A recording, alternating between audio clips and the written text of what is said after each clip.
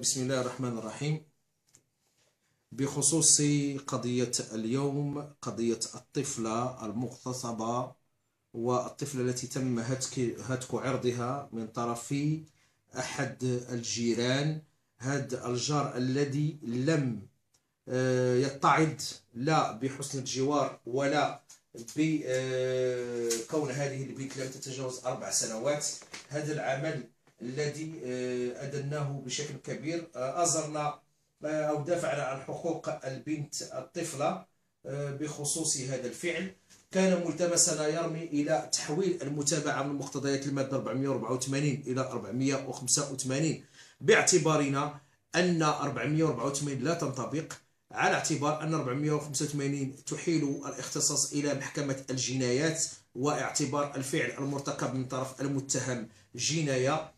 لماذا؟ لأنه لا يمكن فقط التمسك بقول أن يكون مقرونا العنف المادي كما أوضحنا المحكمة من خلال ملتمسنا الأولي، وهناك كذلك عنف معنوي يتمثل في انعدام الإرادة لدى هذه الطفلة التي لم تبلغ بعد سن التمييز، فبالأحرى عن سن المسؤولية الجنائية أو المدنية، لأن المشرع يقول في مقتضيات المادة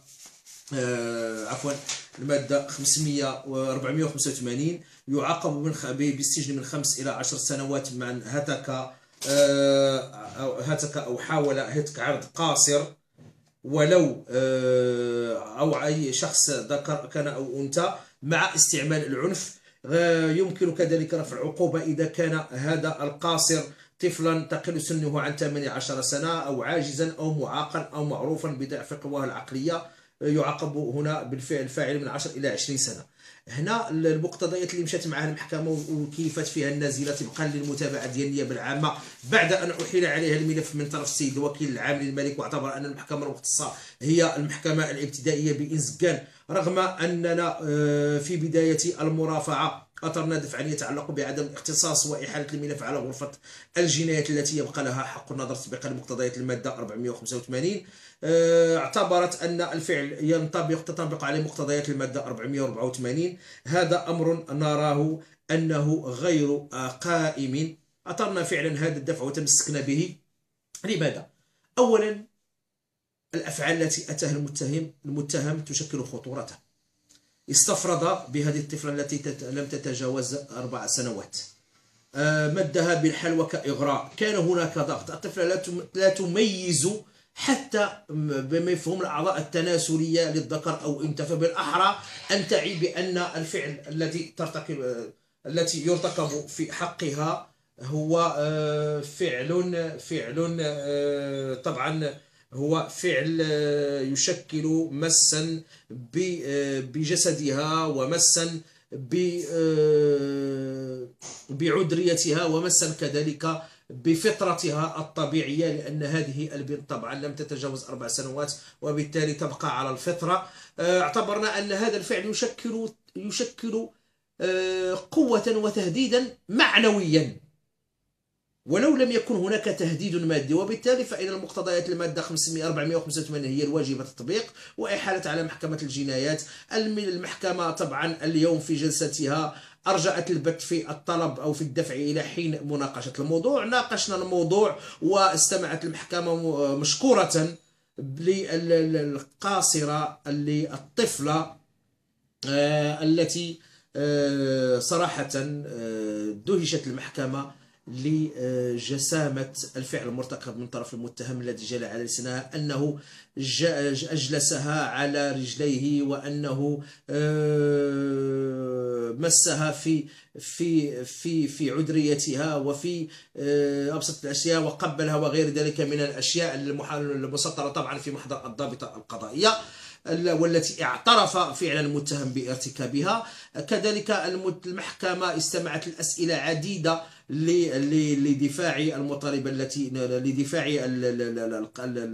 القاصرة الصغيرة في شخص وليها الذي تقدمنا بمطالب بخصوصه.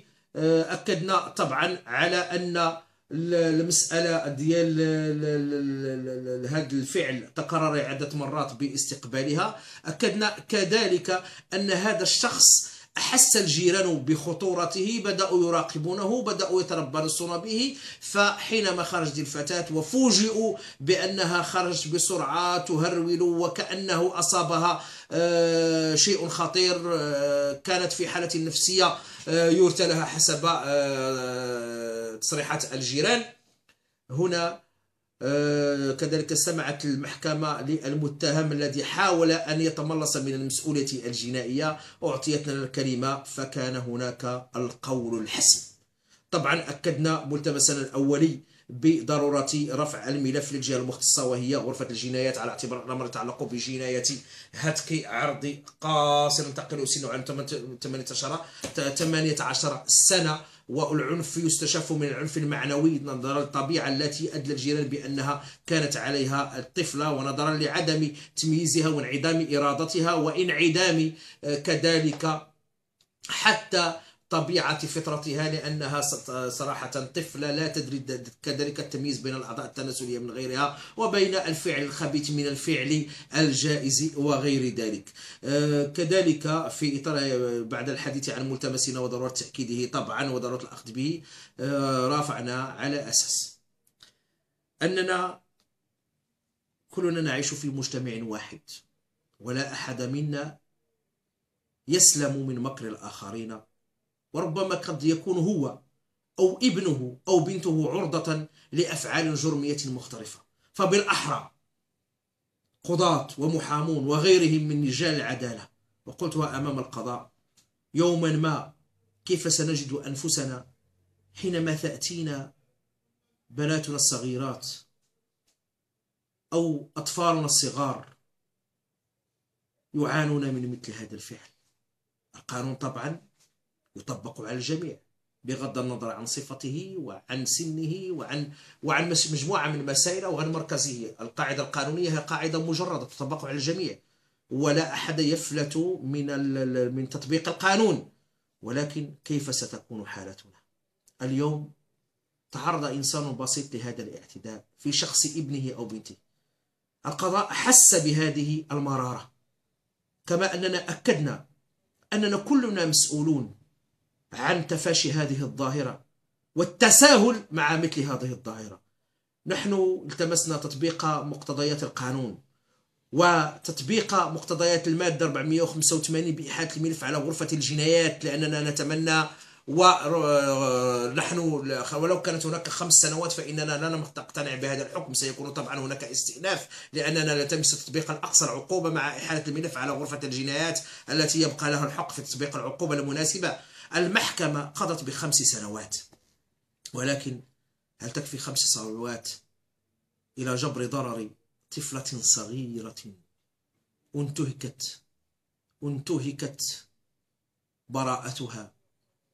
انتهكت براءتها وأصيبت بمرض نفسي لا يعالج لا بمرور السنين؟ نحن مسؤولون عن هذه الظاهرة وعن محاربتها دفاعا، ورجال أمن وسلطة وغير ذلك ورجال قضاء، بتطبيق القانون وتطبيقه السليم وتطبيقه بالشكل الحازم مع إسقاط أقصى العقوبة. نحن المحكمة الابتدائية بزنقان أسقطت أقصى العقوبة المنصوص عليها في المادة 484 التي تقول يعاقب بالسجن من 1 إلى 5 سنوات، أي أنها طبقت الفصل 484 في حده الأقصى، في حده الأقصى، وتكون بذلك قد نحن كنا نتمسك بتطبيق طبعا مقتضيات المادة 485، ولكن كذلك هو عبرة، هذا الحكم عبرة.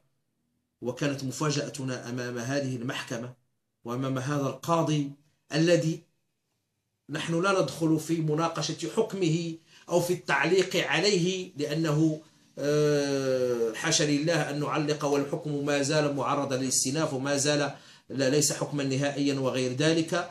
لذلك نقول أن 5 سنوات ولو قضى بها القضاء، إلا أننا نعتبر أن المقتضيات الواجبة التطبيق في نازلة الحال هي مقتضيات 485، والأمر بإحالة غرفة الجنايات التي نتمنى أن تطبق العقوبة الأقصى. والعقوبة الأقصى طبعا في مثل هذا الفصل تصل إلى حد 20 سنة حبسا نافذا، نتمنى أن ينصف القضاء وتنصف النيابة العامة، لأنه لا ملاذ لهؤلاء الأطفال الصغار. النيابة هي التي تكون النيابة العامة في جميع الدول هي التي تحافظ على النشء. ولو لم يكن هناك أبا متضررا ولم تحرك هناك شكاية، فالنيابة العامة ملزمة هنا، لأنها هي التي تحمي الجميع، فبالأحرى أن تحمي ضعافا أبرياء وهم الأطفال من مقابض وأنياب هذه الذئاب البشرية. وشكرا.